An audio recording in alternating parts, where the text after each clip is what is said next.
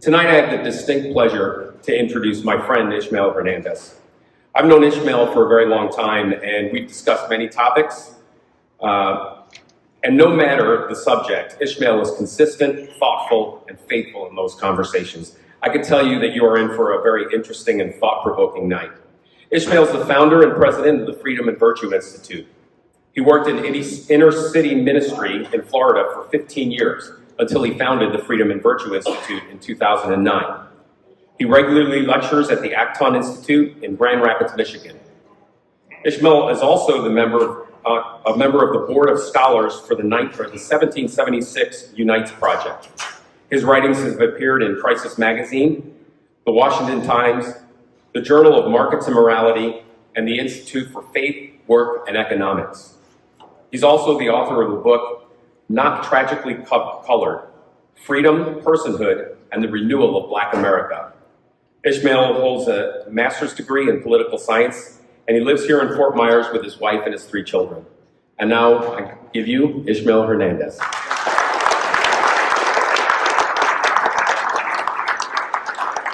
It's really a pleasure to be here with so many brothers and being back here at Resurrection Church. Before I tell you a little bit about the Freedom and Virtue Institute and how to help the poor, I want to tell you something about myself as a context for my remarks. I was born in Puerto Rico in the 1960s, and I was born into a communist household. My father was founding member of the Puerto Rican Communist Party. He was there in 1959, January 11 of 1959, when they started the movement for independence that became the Socialist Party of Puerto Rico, a Marxist-Leninist organization heavily aligned with the Cuban Revolution and with the cultural Marxism of Antonio Gramsci, an Italian communist. My father was there and he was a revolutionary. I grew up in listening to his never-ending harangues against Yankee imperialism and capitalism. That was very funny for us, but not so much for the neighbors. We were selling propaganda. I saw my father going constantly to Cuba, and he would tell us that America was the enemy of the human race and that any decent person will fight to defeat America. And I believed him. It's my dad. So I grew up in an authentically Marxist household, not in one of these American revolutionary households where they, this cafe latte sipping, iPhone texting American revolutionaries. Let's go to the rally in the morning and go shopping at the Gap in the afternoon. No, we were a real communist organization. I have many memories of those days. For example, my father telling my mom that he will give the lives of these 4 children we have at home for revolution. And I remember her crying, and we will come and console her, but deep inside of me, I wanted what my father was offering. It was intoxicating. It was this idea that we have this radical capacity of changing the world by our activism. We were a tiny party with 0.003% of the population, but we saw ourselves as the vanguard of the revolution, that we will one day conquer power and bring about heaven on earth without God, of course. And I also remember the night that my mother was already crying again in the middle of the night. I probably was 5 years old. And I saw her burst out of the home in the middle of the night, and I still can feel the fear I had in me in seeing her crying and going to speak with 2 men who were always in front of our household. And many years later, I found out that they were FBI agents always following my father. And I hated them. I hated them for the Puerto Rican poverty of the 1960s. Puerto Rico was a society in transition from an agricultural society and a backward society into a more industrialized society with all the turmoil that entails. But I blame America for that, and I blame America for the bad marriage between mom and dad, because, she was in love with him and he was in love with revolution. And she used to tell us, if he says that we are communists. Okay, we're communists. She really didn't care about. She cared about how I'm going to feed these 4 children we have at home when you cannot keep a job, because every time he will get a job, he will try to organize the workers to do something, and here comes the FBI behind, and he will lose that job, and the next, and the next. For many years, we were living in $25 a week that our older sister, who lived in New York, will send to my mother. I brought with me today my father's FBI file containing 40 years of communist activity, 2 court cases for terrorism, and a life dedicated to the cause of Marxism. Let me read to you something that my father wrote in a letter that he sent to the governor of Puerto Rico many years ago. The proletarian struggle is the fountain from which will come the destruction of the capitalist institution. The function of our party is to lead that struggle and to move it from the economic to the political sphere, from a war against particular economic interests into a war against the entire system, to bring about profound social, political, and economic transformations. That was the thought of my father, and it became my thought. I joined the party with him, and I was as radical as he was. I probably have one of those files somewhere in an FBI file. I never wanted to know. But I joined the party with him, and I was looking forward to destroy America. I went to study political science at the University of Puerto Rico because I wanted to intellectually defeat America. That was my intention. I had good grades, but I barely graduated because they almost expelled me a couple of times for my activism, my socialist activism. At the same time, as I said, my mother was a humble Puerto Rican woman of the 1960s. She didn't care about politics, she only cared about us. And she will sneak my older brother and myself to go to Mass with friends without my father knowing about it, because he wouldn't have allowed it. You know, religion is the opium of the people that keeps you thinking on heaven while the capitalists are having a good time here on earth, as my father used to say. So he would not allow his sons to be indoctrinated into Marxism, into religion. But my mother would sneak us to go to Mass. And I developed a sort of, a double consciousness, Marx and Jesus, the revolution and the kingdom. All of that merged together. It was a very confusing time in my life. I didn't know what to do with that. So I went to the university, I graduated, but I still had this inkling. I wanted to merge that double consciousness in me. And I always say that what was a good Catholic and communist boy to do? I joined the Jesuit order, of course. I joined the Jesuit order because I was always sure that they were some kind of radical. I didn't always know if they believe in God or not, but I joined the order, and my father, who was an atheist, was jealous of me because he knew the Jesuits. And I joined the order, and they were going to be sending me to Sandinista, Nicaragua to study philosophy in my way to the priesthood. And you can imagine, for a revolutionary, that was a dream come true. That was a place that I could merge my double consciousness. I could eat my cake and have it too. I could be a religious and communist at the same time. And I was going to be going to the heart of the revolution in the 1980s, Sandinista, Nicaragua. The men who invented liberation theology were professors at the University of El Salvador that was there in the border between El Salvador and Nicaragua. And I was going to be living in Nicaragua and studying in El Salvador and basking at the feet of the great masters of liberation theology, Ignacio de Yacuría, Juan Luis II, Gustavo Gutierrez. These men are the men who invented liberation theology. They went to the universities in Europe and descended over the face of Central America, preaching this merging of Christianity and Marxist ideas. People think that liberation theology started in the favelas and barrios of Central America. No, it started in the great schools of theology of Rome and Tübingen in Germany. It's really a European construct that they brought with them to to Central America and began to spread that gospel. But I was going to be so happy learning from them. But it would never happen. You probably remember the 7 Jesuits who were murdered in El Salvador in 1986. So I was there in seminary at the time, and I was going to be living in the same home where they were massacred. So out of concern for us, they decided not to send us to Nicaragua. They wanted to send me here to Fordham in the United States. And that's when I left seminary. I was not interested in being a priest. I wanted to be a revolutionary priest in Nicaragua fighting America. That's different. When that did not happen, I decided to leave the seminary.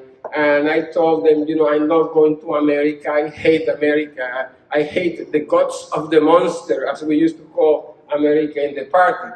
The guts was America, and the great monster was capitalism. And I left seminary. I went back to my little town in Isabela. But some friends of mine convinced me to further my studies anyway and come to the guts of the monster. And I finally decided to come to America.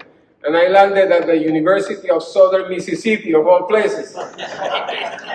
So you can imagine this black Puerto Rican boy who hates America lands in Dixie.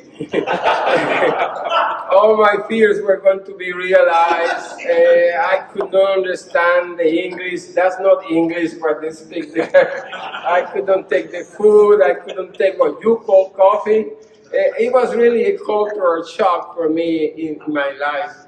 At the same time, I always say that that's when my lungs were filled with the air of freedom. Because, for the first time in my life, I had the opportunity to challenge the safe assumptions of my ideology. Ideologies are like a pair of glasses you put on yourself, and it has a prism. And through that prism, you look at reality. And you and I can be looking at the same things, and we will see different things because we are filtering that reality through that ideological prism. And my prism was Marxism-Leninism. I have learned the catechism of Karl Marx from my father, and that made sense. Many times we don't have that opportunity in life. We live in a context, in a place, things make sense in our lives, and we don't have a reason to challenge and question the way things are. But that reality was trusted upon me, and I didn't want it, but it happened to me, and I had that challenging opportunity to challenge those assumptions. Certain things happened to me that began to make me question the dream of revolution. The first thing that happened to me was that, I had good grades. I don't know how I did it because I could barely understand the English. I remember taking my tape recorder to class and recording the classes and going to my room and listening again and again until I understood. But I had good grades. And one day they called me to the dean's office and offered me a full assistantship, paying me all my studies. And I said, this is not supposed to be happening. I hate your guts and you're rewarding me. But at the same time, that opportunity helped me understand a new anthropology, a new way of looking at the human person. Because as a Marxist, I understood the dignity of the human person as being like being a drop in a wave. The wave is revolution, and the dignity is there. The meaning is in the collective, in the wave of revolution. In me, there was no dignity. Only within the wave, my life had meaning. Apart from that wave, I was nothing. I was just a curious accumulation of atoms destined to nothingness when I died. There's no individual dignity in that ideology. But I began to understand that there is a different way of looking at the human person, that each one of us is unique and unrepeatable, made in the image and likeness of God with the moral capacity of self-realization. Because we have two capacities that mirror the Creator Himself. We have the capacity of reason. We can create entire universes in our minds and eventually make them to fruition. Think about these iPhones that we cannot live without that stuff today. It started in the minds of a teenager, and now it's in our hands, and it has changed our lives. We have the capacity of knowing the truth. And in that way, we mirror God, the Word, reason itself. And we have reason as God is reason itself. And we also have the volitional capacity of making choices for ourselves. That we can move ourselves in this direction or in the contrary direction. And we can put our hands in the dirt of the earth, and we can recreate our environment. We become co-creators with God Himself. And we bring about value for other people. We call that property. When we mix the sweat of our brow and the reason in our minds, the intelligence, with the stuff of the earth, then becomes property. And it can help others, can help ourselves, our families. And that is a new understanding of freedom that sometimes we miss when we are trying to help the poor. Because I in America began to understand that there has to be a connection between reward and accomplishment. Precisely because we have dignity, the dignity of being made in the image and likeness of God. And sometimes we forget that. And in the process of helping the poor, we really hurt them. Because we don't realize that they have what it takes to change their lives by their choices with our help. And sometimes we objectify the poor. We treat the poor as we treat our pets sometimes. You know, you put the bowl of food there and your pet comes every day for his food and you pat the pet on his head, makes you feel good, and you do it again and again and again, and you never discover that these are human beings destined to greatness, that they have what it takes to change their lives by the choices they make because they are made in the image and likeness of God. They are subjects of meaning, not simply objects of your magnanimity. And sometimes we confuse compassion with giving stuff to people. And that is not compassion. We go from the heart, we feel sorry for people, and we hand them stuff. And we can hand them more stuff and more free stuff. And sometimes under the weight of the free stuff we hand the poor lies their dignity. Their dignity cannot breathe under the weight of the free stuff we dump at them. And we never see them to the eye. We see them as problems to be solved, mouths to be fed, bodies to be clothed, but not subjects of meaning, capable of changing their lives. You know, engines of wealth creation, ready to waiting for someone to crank that engine and let it soar. And that is what excites me about helping the poor, not simply distributing stuff. We have this paternalistic, condescending system that is transactional. You know, stuff passes from one set of hands to the other set of hands. And there is never an encounter of free individuals who love each other. It's like going to the supermarket. You know, we have a transaction with the poor, not an encounter with them. So I began to understand this as I come to America, and I began to read the things I would have never read before. You know, that's Yankee propaganda. You don't read that stuff. You know, we have the truth. As communists, we already have the truth. We don't have to have a dialogue with the capitalists. We have to convince them or get them out of the way in our way to revolution. So I begin to have questions about that. And the second thing that happened to me was that, you know, I went to Mississippi and they told me that there was poverty here. And I said, this is poverty? Give me some of that, please. Compared to Puerto Rican poverty in the 1960s, even Mississippi was looking good. So sometimes we don't even know what poverty is. We think that poverty is lack of resources. But poverty starts in the heart and ends eventually in the pocket. Poverty is really an empty space. We confuse poverty with being an empty space that we need to fill with things.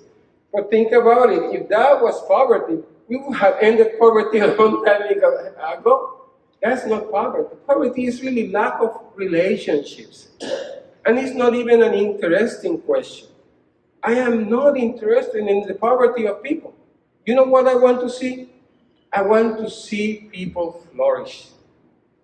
People flourish as human beings. Because when you flourish, then your poverty will be taken care of. And you know when someone flourishes, no one has to tell you, you know that guy is going places. When you are ready to engage the world, then you know that that person is going towards integral human fulfillment in his life. And I began to understand these ideas, and at the same time, I was losing my father.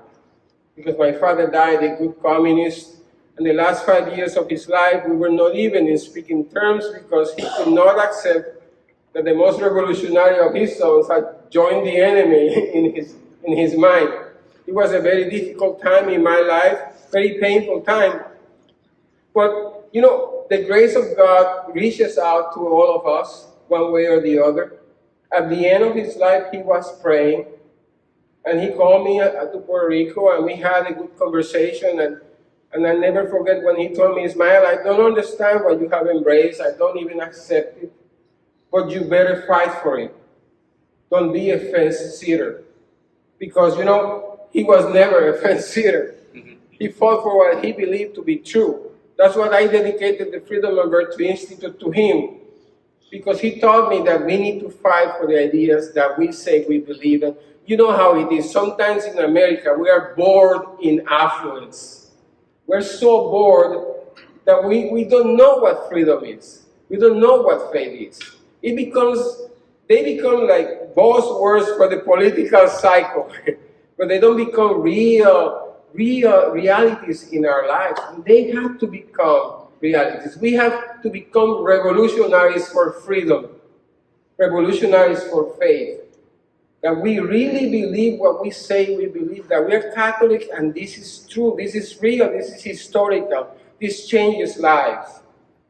And that is what I begin to understand and encounter. And I could not believe that as I was surrendering these ideas at great personal cost, many of you Americans were embracing them in the way we treat the poor, in these paternalistic, collectivized ways of looking at the poor. Even the word poor doesn't mean anything. What does that mean if you don't know the name of that person in front of you? Sometimes we look at the problem, then we look at our program, and maybe at the end we look at the eyes of the poor. So I began to work in ministry right here in Dunbar, with the African Catholic Center. Wonderful place, Dunbar. Good, decent people, struggling people. But sometimes they are crying for meaning, not for things. And we don't understand that. That we think that what they need is, again, stuff. When what they need is an encounter with us. One day I was sitting at my ministry desk at Afghan, and I saw the line of people coming for food. And you know what I began to see? The children of those I have been giving food for a long time, now coming themselves for food for their own families. And I realized at that moment that I was part of the problem. I was not part of the solution. I had become a poverty manager. I was managing people's poverty, but keeping them more or less well-fed, was still in the bondage of dependency, still in need of moral self-realization. And I realized that was not what I wanted to do with my life, because that is not compassion. Again, compassion means to suffer with the poor. In Spanish, compasión, those words Hispanics know, compasión means to be there with the one who suffers, to suffer with the suffering. It's not necessarily alleviating the suffering of others.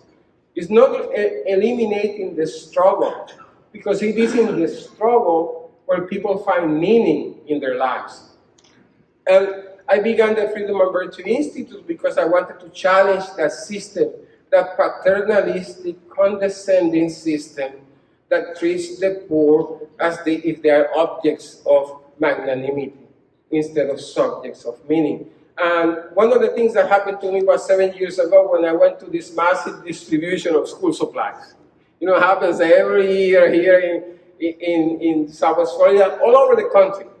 And what did I see there? Well, I saw a mass of black and brown kids getting the free, cheap school supplies from a small gathering of white people. And I said, everyone was celebrating, and I was really fuming inside. Number one, why is always us in the receiving end? I want to be in the giving end. It feels better when you are in the giving end. Why is always us? It doesn't have to be us. And I realized that the only way that you can be in the giving end is if you become productive. So you have something to give. And I asked myself, what are the kids learning? You know what they were learning? That there is benefit at the end of the long lines of dependency. And that good things happen to me from those strangers, not from my engagement and not from mom and dad. And that this is the normal way of meeting human needs. And that's a lie. Because they have what it takes. It's done on us. Why don't we make them work for it? Why don't we give them the gift of work? The gift of work. If you look to the book of Genesis, go tonight and look at Genesis 1. There were two gifts that God gave us before sin entered into a picture. One was the family. And you will leave your home and join with your wife, and you will become one flesh. And the second one was work. Tend the garden. God didn't put the garden there and say, okay, go and eat. No, you have to work the garden. So work is a gift of grace. So we started what we call the self-reliance clubs. Now we go to public schools in 5 different states. In the Dominican Republic, we're going to be in Puerto Rico soon. We're going to be in the country of Kenya. We are growing across the country, and the kids join the clubs. They begin to do all kinds of entrepreneurial initiatives at the school site. For example, and we don't even introduce new activities into the schools. There are entrepreneurial things with entrepreneurial potential happening in every school in America right now, and we don't see it. Why is that? Because we filter that reality through the wrong type of prism. For example, some of our clubs are the arts class in a school. The kids are creating wealth every day in the arts class, and they don't realize it. Some of the clubs are gardens. We've renamed them as farms. Now the kids see themselves as farmers, as creating wealth, because gardening is just a hobby.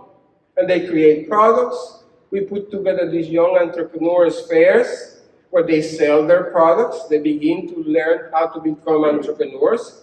And at the end of the school year, we have a field trip to a bank where we hand them their earnings for the year.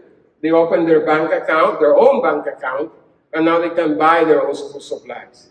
You see how they become the protagonists of the story, their own stories of success, instead of remaining as, scenery in the drama of our good intentions.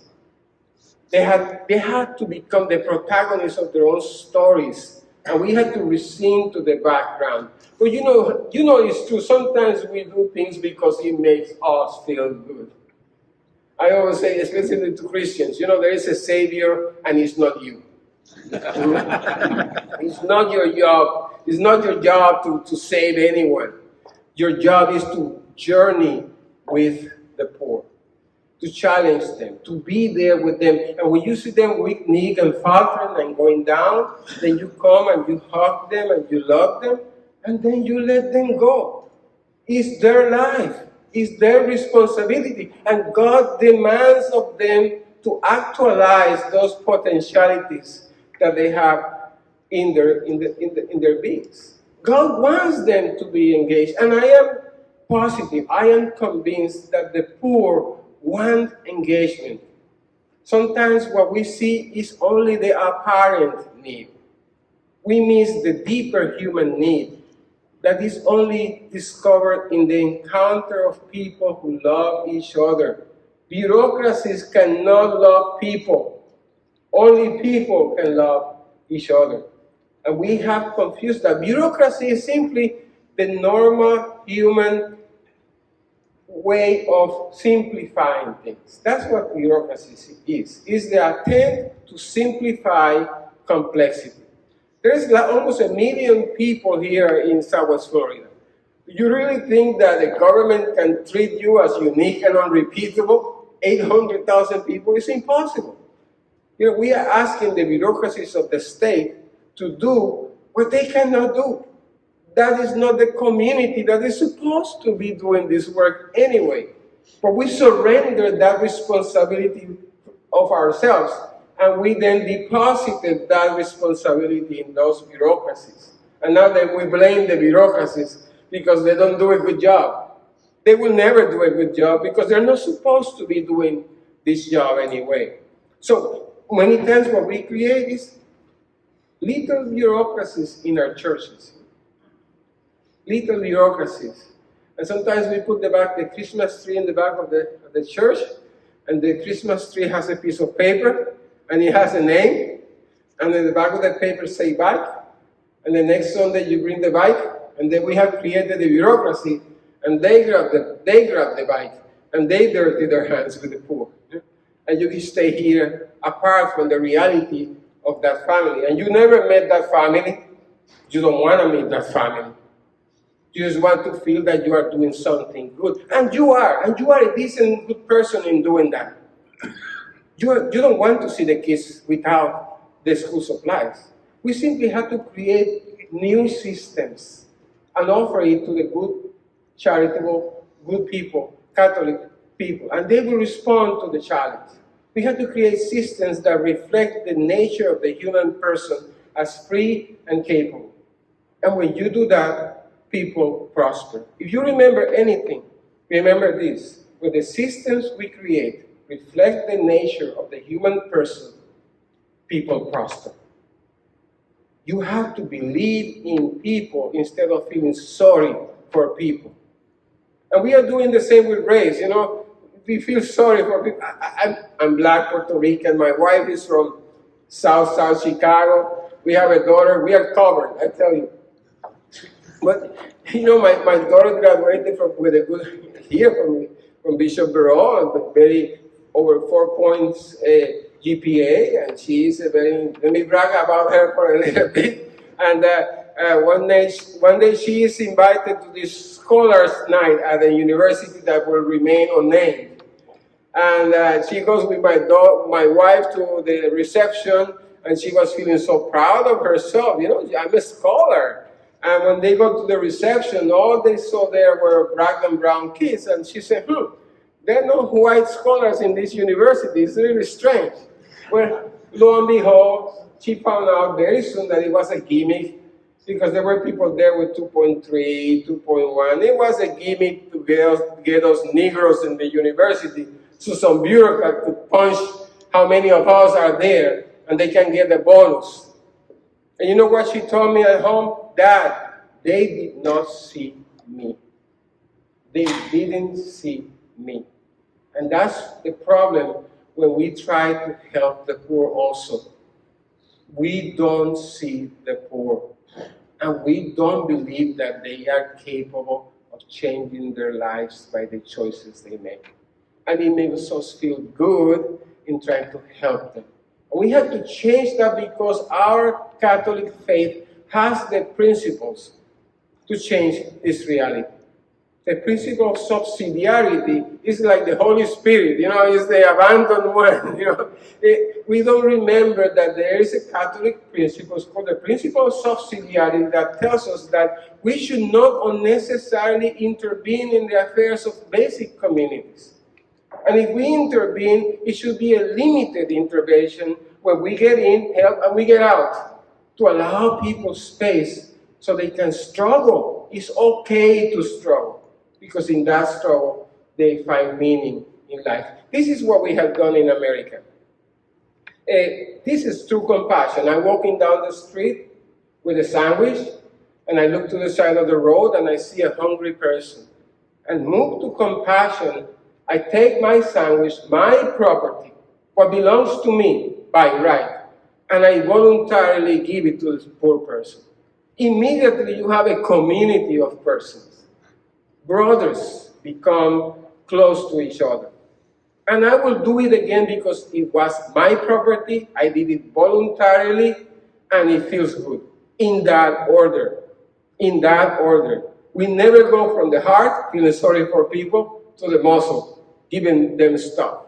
We need to start in the brain, in the mind, with an intelligent assessment of the deeper human need, then to the heart, and eventually to the muscle, and back to reason, to assess what are the deeper, real needs of the poor.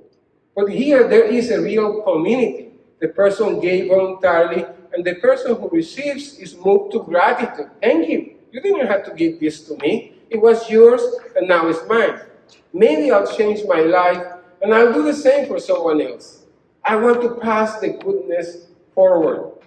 But this is what we have done in America. I'm walking down the street with my sandwich, minding my business. I look to the side of the road, and I see a poor and hungry person. And before I can do anything, here comes running the government commissar. He snatches the sandwich from my hands, and he gives it to the poor person. We have a very different situation now. We don't have an encounter anymore. We have a transaction. And you are no longer wanting to know your brother. You are resenting that someone else made the choice with your property. And then you feel justified. I pay my taxes. I take care of those people. Don't come too close, but I take care of you. There is no community between persons. There's a resentment. And next time that the commissar comes around, what do I do with my sandwich? I hide my sandwich. Isn't that what we do every April 15th? I don't see anyone saying, hiring a CPA and telling the CPA, find out how can I pay more taxes because those poor people are hungry and need help. We hide our sandwich from them. And what happens to the person who received? Well, I don't have to say thank you to you. It's my property. The good commissar gave it to me. It must be mine. And you expect me to eat a sandwich without a drink? No. Go back and take more from the same guy so I can have my own. It becomes a cycle of dependency, and it's never enough. It's never enough. So the idea of helping the poor is the idea of loving people. That's all what it is. Think about your own children. Do you always give to your children every time they ask whatever they ask? Most good parents will say no. Why is that? Because we know it's not good for them. We challenge them. We are tough on them. One day I'm not going to be there and you have to fend for yourself. We want you to study and work hard. And why don't we treat the same way the children of the poor? Why we just dump stuff at them? Who you love the most? Just treat the children of the poor the same way you treat those you love the most. To me, that is authentic Catholic social justice. That is authentic justice, and we are missing the boat because we think that poverty starts with not having stuff. And in the Freedom and Virtue Institute, we challenge those ideas. We have a training, we call it Effective Compassion Training, where we go to churches, we go to nonprofits, and we teach the 7 principles of effective compassion to help nonprofits and organizations and churches on how to effectively begin to make changes in the way they treat the poor to have a more authentic Catholic. And we go to evangelical churches too, all over the country doing this training. For example, we did this training in Joplin, Missouri a few years ago at a ministry called Water Garden. They used to have a thrift store where they will give clothing to the homeless for free. You know what they do now after our training? The same thrift store, every piece of clothing there has a tag with hours of work if you want this piece of clothing. And they created shops at the ministry where the homeless come to work every day. And at the end of the day, they can shop at the thrift store because they earn the right to shop there. And you have the volunteers coming to work side by side the poor. You can have a CEO of a company here, side by side a homeless guy, working together, actualizing their freedom together, and getting to know each other. Because, again, poverty is lack of relationships, not lack of resources. And that is the kind of change that I would like to see happening more in our church.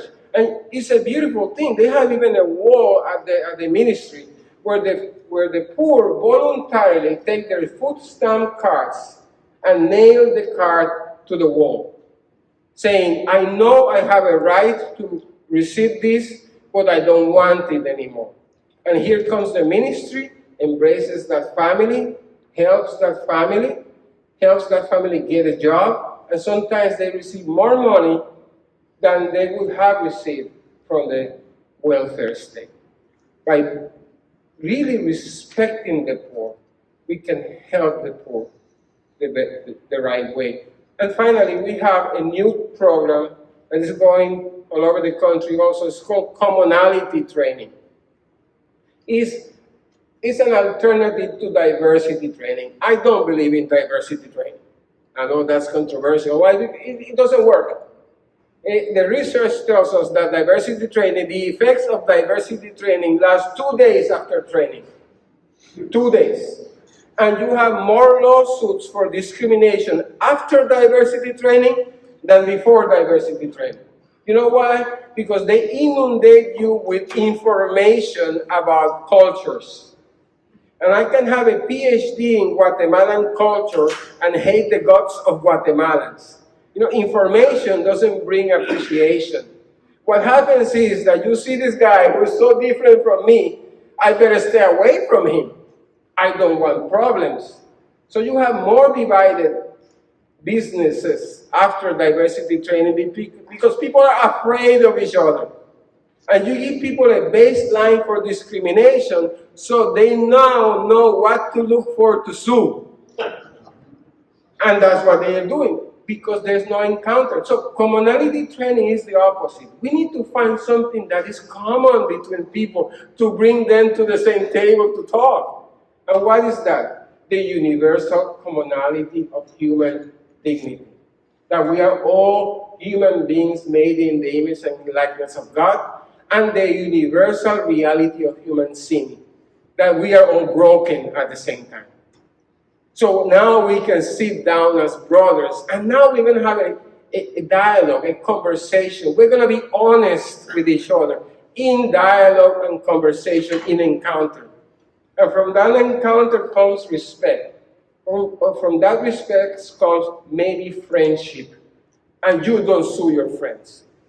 And now you want to know everything that makes your friend unique and unrepeatable. Then comes diversity at the end of that route. And it's not fabricated diversity. It's authentic diversity because now you really want to know what makes the other who they are. So we really have what it takes to change this society, put this in our hands. And no one better than us Catholics to begin to challenge this system, this paternalistic, condescending system that disrespects the poor. Thank you, and I appreciate your attention.